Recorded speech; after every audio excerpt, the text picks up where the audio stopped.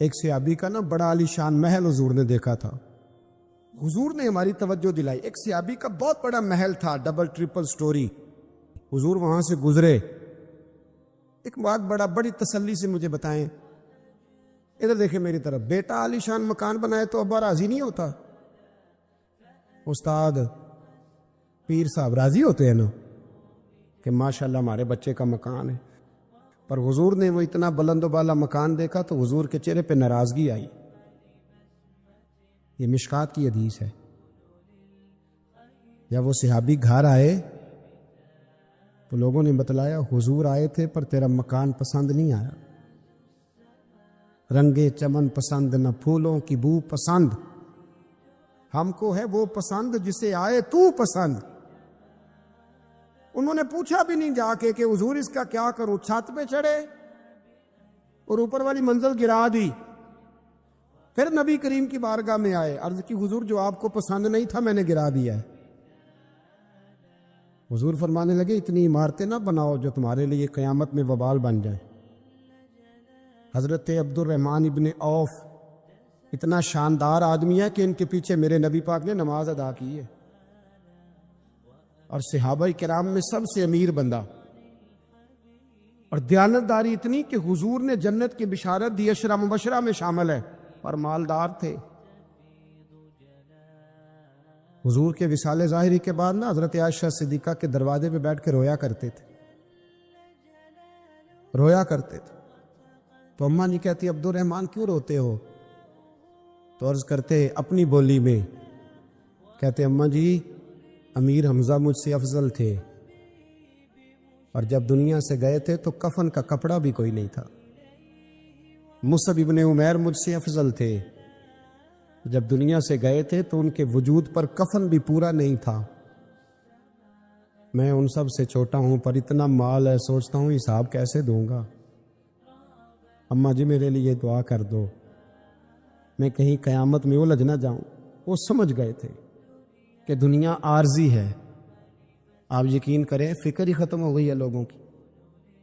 فکر ہی، اگر کوئی بات کرتا ہے بندہ تو وہ صرف اتنی کرتا ہے کہ میرے بچوں کی دنیا اچھی ہو جائے.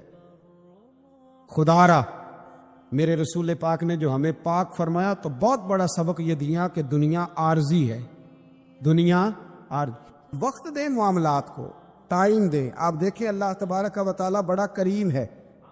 وقت کے ساتھ جب چیزیں تبدیل ہوتی ہیں اپنے ٹائم کے. حضرت بلال حبشی رضی اللہ تعالی، بڑا مشکل نہیں، اکیلا آدمی، غریب آدمی، مکے کے سارے سرداروں کے قابو آ گیا. حضرت احسان، میں نے خود اپنی آنکھوں سے دیکھا، حضرت بلال کے گلے میں رسی ڈال کے بچے کھینچا کرتے تھے. یار خاصا مشکل کام نہیں. امیہ بن خلف ڈنڈوں سے مارتا ہے، آپ کے ہاتھ اور پیر چارپائی کے نیچے رکھ کے تو اوپر بیٹھے رہتے بڑی بڑی دیر. بڑی تکلیف نہیں، بڑی اذیت نہیں. لیکن حضرت بلال حبشی فرماتے ہیں پھر میں نے وہ سارے دکھ مٹتے دیکھے. وقت بیت گیا. وہی امیہ بن خلف ایک دن گھوڑے پہ تھا، گھوڑے اپنے کو تیار کر رہا تھا، لگام ڈال رہا تھا. حضور علیہ السلام گزرے تو فرمایا کیا کر رہے ہو؟ کہنے لگے اس گھوڑے پر بیٹھ کے آپ کو شہید کروں گا. تو حضور فرمانے لگے تیاری کر لے، تجھے قتل میں نہیں کرنا ہے. پھر جنگ کے موقع پہ نا ہلکی سی خراش لگائی رسول پاک نے اسے، یا گلے پہ. تڑپتا تھا، روتا تھا، سسکتا تھا. لوگ کہتے تھے امیہ کیا ہو گیا، اتنا سیانہ بندہ یہ کیا کرتا ہے؟ تو کہنے لگا تمہیں پتہ نہیں مجھے تکلیف کتنی ہے. ضرب تو چھوٹی ہے پر تمہیں پتہ نہیں لگائی کس نے ہے تو چھوٹی پر تمہیں خبر نہیں کہ لگائی کس نے ہے، کس نے یہ ضرب لگا دی ہے. پھر تڑپ کر سسک کر مرا. حالات بدل جاتے ہیں، حالات میں تبدیلیاں آ جاتی ہیں. اگر بیماری آ گئی، کوئی پریشانی آ گئی، کہیں کوئی اپنا دنیا سے چلا گیا تو یہ ذاتی تکلیف ہے، اس پر بھی صبر کرنا. اور اگر اپنوں نے، بیگانوں نے کوئی تکلیف پہنچا دی، کوئی اذیت دے دی، وہ اذیت کئی صورتوں میں ہو سکتی ہے. تانا بھی ایک اذیت ہے. طنز بھی ایک اذیت ہے. کسی شخص کا کسی شخص کے بارے میں غلط کلمہ کہنا بھی ایک اذیت ہے، اور مقابلے میں کھڑے ہو جانا، لڑائی کرنا، یہ بھی ایک اذیت ہے. اس پر بھی صبر کرو. ورابطو، اور اس طرح کرو کہ کمر بستہ رہو، جد و جہد کرتے رہو. واتقوا اللہ، اللہ سے ڈرو. لعلکم تفلحون، تاکہ تم کامیاب ہو جاؤ. صبر جب آپ کرتے ہیں نا اور صبر کا ارادہ کرتے ہیں تو اللہ تعالیٰ صبر کی توفیق بھی عطا فرماتا ہے. ہم نے یہ دیکھا ہے کہ ہمارے پاس نعمتوں کی کمی نہیں، ہمارے فریزر خوراک سے بھرے ہوئے، ہمارے دسترخوانوں پہ انواع و اقسام کی چیزیں چنی ہوئی ہیں، ہماری الماریوں میں کئی ہمارے لباس تیار شدہ لٹکے ہوئے، ہماری جیبوں میں ہماری ضرورت کا سرمایہ اللہ نے ہمیں دے دیا. لیکن اس کے باوجود جو لوگ ایک دوسرے سے پیار نہیں کر پا رہے، جو ایک دوسرے کے قریب نہیں جا پا رہے، اس کی وجہ یہ ہے کہ صبر نہیں رہا، حوصلہ نہیں رہا، کسی چیز کو برداشت کرنا ہمارے مزاج کا حصہ ہی نہیں رہا. ہم نہ بڑی جلدی ہے، ہمیں دعا کرائی ہے تو آج شام تک مسئلہ ٹھیک ہونا چاہیے، دعائی کھائی ہے تو طبیعت شام تک ٹھیک ہونی چاہیے. اگر ہم راہ حق کے مسافر ہیں تو شام کو ہمیں قرب الہی مل چکا ہو، حضور کی بارگاہ کے ہم حضوری ہو چکے ہیں. ایسا نہیں ہے. آپ وقت دے، سفر کو جاری رکھے، تسلسل کے ساتھ سفر کرے. سفر کے لیے جتنے اسباب کی ضرورت ہے وہ سارے اکٹھے کرے، محنت پوری کرے، جد و جہد پوری کرے، ہمت پوری کرے، لیکن پھر نتیجہ اپنے رب کریم پہ چھوڑ دے. پھر رزلٹ اپنے اللہ. کئی دفعہ ہماری چاہت اور ہوتی ہے، اللہ کی حکمت اور ہو، تو اللہ کی حکمتوں پر بہت ساری چیزوں کو چھوڑے. کہا ربنا افرغ علینا صبرا، اے اللہ ہم پر صبر انڈیل دے، اللہ ہم پر صبر انڈیل دے، ہمارے اوپر صبر بھیج دے، ڈال دے ہمارے اوپر صبر.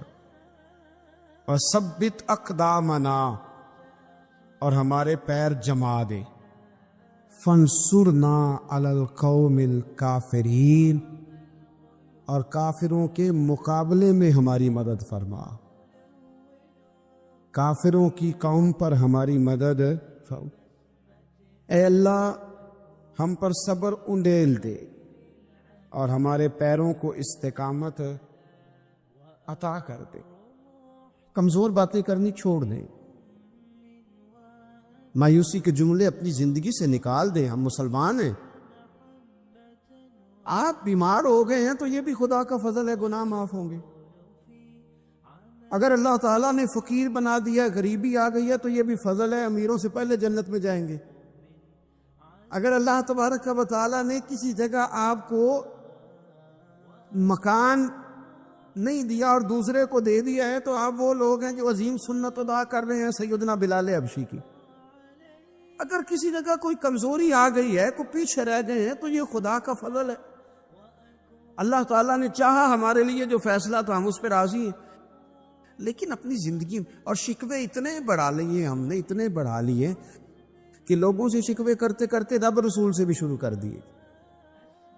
غلام بھی کبھی شکوہ کرتا ہے، آقا کا بھی شکوہ ہوتا ہے، بندہ بھی کبھی شکوہ کرتا ہے، رب کا بھی شکوہ ہوتا ہے، یہ بھی کبھی ہوتا ہے. آپ نہ مانے پر یہ شکوہ ہے کہ میں بڑے ڈاکٹروں کے پاس گیا ہوں آرام نہیں آیا.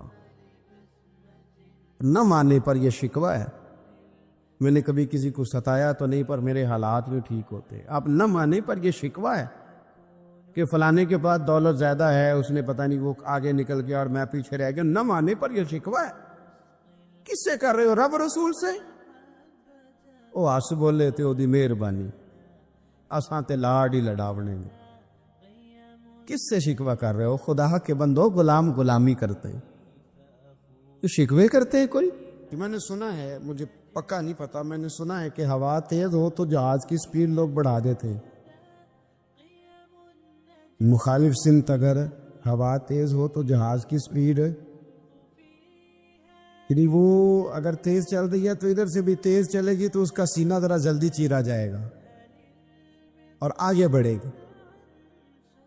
صبر اور استقامت، اگر آپ نے زندگانی میں آگے بڑھنا ہے تو ان دو چیزوں کا وجود آپ کے ساتھ ہونا بڑا ہی ضروری ہے۔ ہمارے مزاجوں میں بڑی جلدی بے صبری آ جاتی ہے، باعث سے بات نہیں ہوتے، کسی بات میں ٹھہراؤ نہیں ہوتا، طبیعت کے اندر وہ والا مزاج نہیں ہوتا جو انسان کو آگے لے کے چلتا ہے، جو اس کو آگے بڑھاتا ہے۔ اگر آپ نے آگے بڑھنا ہے تو پھر ذرا آپ میں کہ مزاج میں ٹھہراؤ ہونا چاہیے، پھر ذرا تھوڑا سا سکون ہونا چاہیے۔ میرے رسول کریم علیہ السلام کی خدمت میں ایک شخص نے عرض کیا تھا، یا رسول اللہ صلی اللہ تعالی وسلم، مجھے کوئی ایسی نصیحت کر دے کہ پھر مجھے کسی اور سے پوچھنے کی ضرورت نہ رہے۔ تو حضور نے ایک ہی جملہ کہا، فرمایا جب تو نے کہا نا کہ اللہ میرا رب ہے، پھر ڈٹ جا، پھر اس پہ ڈٹ جا، پھر کھڑا ہونا سی۔ جب آپ میں استقامت ہوتی ہے، صبر ہوتا ہے، دیکھیں حالات جب بگڑے تو انہیں صحیح ہونے میں ٹائم لگتا ہے کہ فوراً ٹھیک ہو جاتے۔ آپ بیمار ہو گئے، تکلیف ہوئی، کوئی آپ کو بیماری لگ گئی، آپ ڈاکٹر صاحب کے پاس گئے، انہوں نے آپ کو دیکھا، ٹریٹمنٹ کی، پھر دوائیاں لکھیں، پھر انہوں نے آپ کو کہا کہ آپ کو 1 ہفتہ یا 1.5 ہفتہ دوائی کھانی ہے، یہ ایک شربت کی شیشی ہے، یہ ایک بوتل ہے، یہ ایک سیرپ ہے، 1 چمچ صبح 1 شام، اور پورا ہفتہ آپ نے استعمال کرنا ہے۔ اب آپ تو کہہ رہے تھے کہ میں نے ابھی ٹھیک ہونا ہے گھنٹے کے بعد، تو سارا نہ پی لوں، سیرپ سارا نہ پی لوں ابھی، اور 1.5 ہفتے کی دوائی ابھی نہ کھا لوں، تھوڑی تھوڑی کر کے بھی تو کھانی ہے نا، ساری کٹھی نہ کھا لوں، ہو جائیں گے ٹھیک؟ کیا خیال ہے آپ کا؟ نہیں ہوں گے۔ کیوں؟ اس لیے کہ جس ترتیب سے ڈاکٹر نے آپ کو بتلایا ہے، آپ کا وجود اسی ترتیب سے اسے قبول کرے گا۔ آپ کا جو وہ مرض ہے وہ اسی ترتیب سے بہتر ہوگا جس ترتیب سے ڈاکٹر نے، طبیب نے، حکیم نے آپ کو بتلایا ہے، اسی مرتب ترتیب سے آپ نے اس کو دوا کو استعمال کرنا ہے، تو اسی ترتیب سے وہ سارے معاملات ٹھیک ہوں گے۔ اب آپ کا تو منشا تھا کہ میں نے سویرے فوراً اٹھنا ہے اور میں نے دوا کھانی ہے تو میں نے فٹافٹ ٹھیک ہو جانا ہے، تو بھئی یہ آپ کی منشا تو ہے، لیکن حکمت کا تقاضا یہ نہیں ہے۔ حکمت کا تقاضا یہ ہے کہ آپ کو 1 گولی کھانی ہے، 1 چمچ سیرپ کا پینا ہے، آپ کو مناسب پرہیز کرنا ہے، اس کے بعد جا کے آپ کی طبیعت ٹھیک ہوگی۔ لیکن اگر آپ کا یہ پروگرام بن گیا ہے کہ نہیں میں نے تو شام کو ہی ٹھیک ہونا ہے، تو یہ ممکن نہیں ہے۔ اس کے لیے آپ کو ذہنی طور پر تیار ہونا چاہیے، آپ کو سمجھنا چاہیے کہ بہت ساری چیزیں ایسی ہوتی ہیں جنہیں وقت دینا پڑتا ہے، بہت سارے حالات ایسے ہوتے ہیں جنہیں ٹائم دینا پڑتا ہے، وہ اپنے وقت پر جا کے چیزیں درست ہو جاتی ہیں۔ لیکن ہم چاہتے ہیں کہ ہم ابھی کریں، سویرے کریں، شام کریں، وہ کئی دفعہ صحیح کرنے کی بجائے ماحول کو ہم خراب کر لیتے ہیں۔ انہیں وقت دیں، انہیں ٹائم دیں، انہیں موقع دیں۔ لیکن جو بندہ صبر ہی نہ کر پائے، جو کہ جی بڑی دور سے آیا ہوں، بڑی دیر ہو گئی، بڑا ٹائم ہو گیا، کب جا کے مسئلہ حل ہوگا؟ وہ جو آپ نے بتایا تھا وہ تعویذ کب اثر کرے گا؟ وہ دعا کب قبول ہوگی؟ وہ فلانا معاملہ کب؟ بھئی یہ ڈیٹ تو آپ کو رب رسول ہی دے سکتے ہیں، بندہ تو کوئی اطلاع ہی دے گا، پیغام ہی دے گا، دعا ہی کرے گا۔ اگر زندگی میں حوصلہ ہی نہیں ہوگا، اگر آپ کو یہ قرار ہی نہیں آئے گا، ٹھہرنا ہی نہیں آئے گا کسی میدان میں۔ حضرت عمار بن یاسر رضی اللہ تعالیٰ عنہ فرماتے ہیں کہ بڑی تکلیف دیتے۔ حضرت عمار بن یاسر رضی اللہ تعالیٰ عنہ کی جو والدہ ہیں وہ اسلام کی پہلی شہیدہ ہیں، حضرت سمیہ ان کا نام تھا، اسلام کی پہلی شہیدہ۔ ان کے زیر ناف ابو جہل نے نیزہ مار کے انہیں شہید کر دیا۔ حضرت عمار بن یاسر رضی اللہ تعالیٰ عنہ فرماتے ہیں کہ میرے والد کو اتنی تکلیفیں دی گئیں کہ وہ ان اذیتوں کی وجہ سے دنیا سے پردہ کر گئے۔ حضرت عمار بن یاسر کو خود کافر اتنا مارتے تھے کہ وہ اپنی حواس کھو بیٹھتے تھے اور ایسی باتیں کرتے تھے کہ سمجھ نہیں آتی تھی کہ یہ عمار بن یاسر بول رہے ہیں. اتنی سخت اذیت دیتے، اتنی سخت. دکھ قبول محمد بخشا، راضی رہن پیارے. دکھ قبول محمد بخشا، بس راضی رہن. اتنی تکلیف دیتے کہ حضرت عمار بن یاسر حواس کھو بیٹھتے، تکلیف میں آتے. بڑا سہا، بڑا برداشت کیا.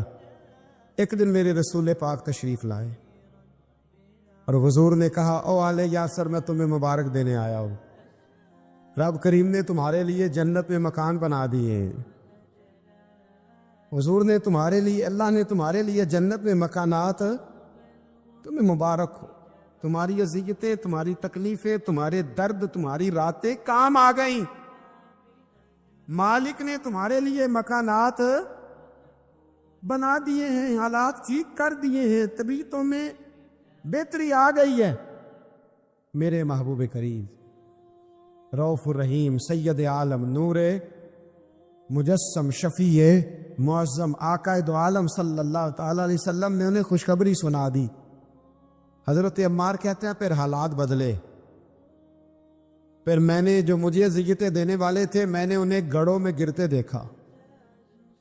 آپ فرماتے ہیں ابو جہل کی لاش اٹھانے والا بھی بدر میں کوئی موجود نہ تھا، اور ابو لہب جو مجھے تکلیفیں دیتا تھا وہ مکے کے چوک میں مرا ہوا پڑا تھا، پر کوئی اس کے قریب جانے والا بھی موجود نہ تھا، کوئی نہیں تھا. آپ فرماتے ہیں وہ حالات بھی. حضرت عمار کا اپنا کیا حال ہوا؟ حضرت خالد بن ولید رضی اللہ تعالیٰ عنہ بڑے بہادر ہیں. حضور نے فرمایا یہ اللہ کی تلوار ہے، یہ اللہ کی. بڑے بہادر تھے، بڑے شیر دل تھے. فرماتے ہیں کبھی معذرت نہیں کرنی پڑی، کبھی جھکنا نہیں پڑا، کبھی کسی کی منت نہیں کی. اللہ نے طاقت اتنی عطا فرمائی تھی، ہمت، حوصلہ، صبر، استقامت اتنا دیا تھا. کبھی کسی جگہ پشت نہیں لگی. لیکن فرماتے کسی وجہ سے نا ایک دن میرا عمار بن یاسر کے ساتھ کسی بات پہ اختلاف رائے ہو گیا، جھگڑا ہو گیا. توجہ ہے میری بات پر؟ فرماتے ہیں جھگڑا ہو گیا. ہمارا پتہ حال کیا ہے؟ ہمارا یہ حال ہوتا ہے کہ ہمارا جھگڑا ہو جائے تو خیر ہے، لیکن اگر پڑوسی کے بچے لڑ پڑے تو ہم کہتے ہیں اس کی روزی پاک نہیں، اس کی تربیت ٹھیک نہیں. ہمارا بھائیوں سے رٹا ہو جائے تو معاملہ اور ہے، کسی کا ہو جائے تو معاملہ اور ہے. میں بیمار ہو جاؤں تو آزمائش ہے، اور سامنے والا بیمار ہو جائے تو سزا ہے. پھر کیا ہے؟ بلکہ پنجابی کہتے ہیں کیتیاں نو پھڑیا ہے، یہی کہہ دیتے. اور میں بیمار ہو جاؤں تو آزمائش آ گئی اللہ کی طرف سے. ایسا نہ کرے. ہمارا فتویٰ اپنے حق میں اور ہوتا ہے، سامنے والے کے معاملے میں اور ہوتا ہے. حضرت عمار بن یاسر کی بات کر رہا تھا. جناب عمار بن یاسر رضی اللہ تعالی عنہ، حضرت عمار بن یاسر کہتے ہیں کہ حضرت خالد بن ولید کے ساتھ، جناب خالد بن ولید کہتے ہیں میری ان کے ساتھ نہ کسی بات میں اختلاف رائے ہو گیا. تو میں اب دلیر آدمی تھا، شیر آدمی تھا، کبھی جھکا نہیں تھا، کبھی کوئی معاملہ نہیں ہوا تھا، کبھی کوئی ایسی بات نہیں ہوئی تھی. آپ فرماتے ہیں جب رائے کا اختلاف ہو گیا نا، بات ذرا آگے بڑھ گئی تو نبی کریم صلی اللہ علیہ وسلم تک بات پہنچی. تو میرا یہ خیال تھا کہ حضور میری بھی سنیں گے، عمار بن یاسر کی بھی سنیں گے، پھر حضور کوئی فیصلہ کریں گے. پر قربان جاؤں وقت بدل گیا ہے نا. اب بہت بڑے چودھری ہیں، بڑے سردار ہیں، بڑے سپہ سالار ہیں حضرت خالد بن ولید، پر وقت بدل گیا. تو حضرت خالد بن ولید کہتے ہیں جب میں نے نبی کریم کی بارگاہ میں بات عرض کی، حضور تک بات پہنچی، تو میرے مصطفیٰ نے موٹی سی بات ارشاد فرمائی. رسول کریم فرمانے لگے بھئی بات مختصر سی ہے، جس نے عمار کو راضی کر لیا اس نے مجھے راضی کر لیا، اور جس نے اسے ناراض کیا اس نے مجھے ناراض کیا. فرماتے ہیں بس میری قیمت پڑ گئی، میرا قد اونچا ہو گیا. حضرت خالد بن ولید کہتے ہیں میں نے بھی کہا اب بات کیا کرنی ہے، اب تو گزارش ہی کرنی ہے، اب مدعا کیا سنانا ہے، اب تو بات کرنی ہے. فرماتے میں آگے بڑھا. اور جیسے بھی ہوا میں نے حضرت عمار بن یاسر کو راضی کیا. حضرت عمار کہتے ایک وقت وہ تھا اور ایک وقت یہ ہے. جب دونوں وقتوں کو دیکھتا ہوں تو کہتا ہوں الحمدللہ رب العالمین. یہ ساری تعریفیں اس رب کے لیے ہیں جو تمام جہانوں کو پالنے والا. دیکھیں کچھ ایسی اذیتیں ہوتی ہیں جو اذیت ناک ہوتی ہیں، لیکن اگر غلامی میں آ جائے نا آپ تو وہ اذیت ناک نہیں ہوتی. اس چبن میں مزہ آنے لگتا ہے. کئی درد بھی مزیدار ہوتے ہیں، کئی درد بھی کبھی زخم ٹھیک ہونے پہ آ جائے نا تو اسے چھیڑو تو مزہ آتا ہے، اس لیے کہ کچھ درد بھی مزیدار ہوتے ہیں. آتش سے کسی نے کہا تو روتا بڑا ہے، اس نے کہا محبوب کی یاد میں تڑپتا ہوں.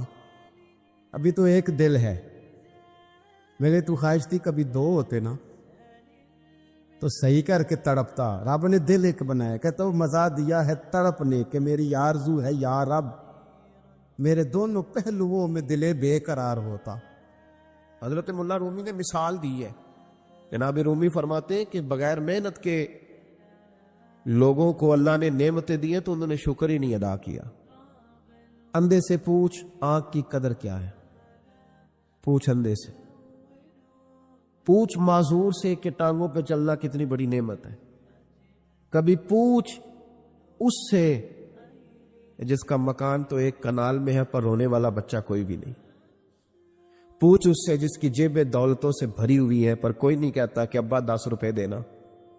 پوچھ یہ کتنی بڑی تکلیف ہے. حضرت رومی نے لکھا ہے، وہ فرماتے ہیں کہ ایک والد تھا تو اس نے بڑی دولت کمائی تھی تو اس کا بیٹا بے دریغ ہی اڑاتا رہتا تھا.